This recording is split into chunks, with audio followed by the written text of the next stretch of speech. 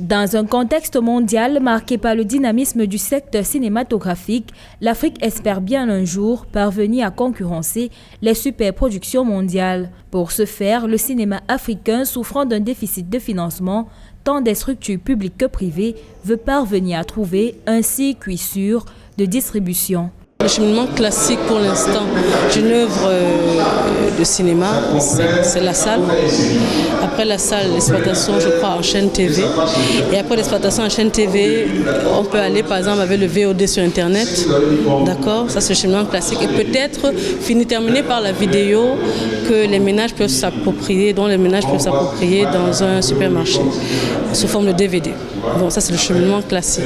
Avant d'entrer plus tard dans le patrimoine local et le patrimoine mondial. Le marché est limité. Là, it's a fact. Le marché est limité. Par exemple, au Cameroun, il n'y a pas assez de salles de cinéma, il n'y a pas assez de maisons, de chaînes pour acheter ces films et ces séries qui sont produites par des Camerounais.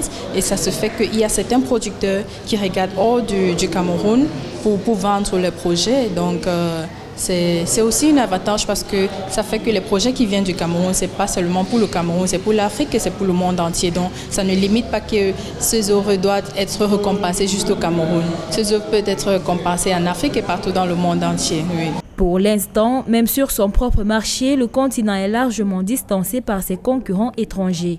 Mais l'Afrique n'a pas dit son dernier mot. Si le marché primaire du cinéma, celui des salles, est resté monopolistique dans la diffusion d'images animées, il représente une part minoritaire du marché du film derrière les autres formes d'amortissement, notamment les chaînes de télévision et Internet.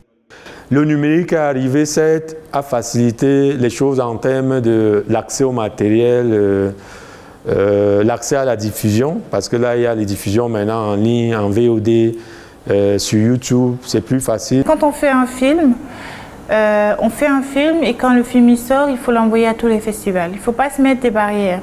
Vraiment, tous les festivals où on peut l'envoyer, on envoie. Après maintenant, il faut voir auprès des distributeurs, des chaînes de télé.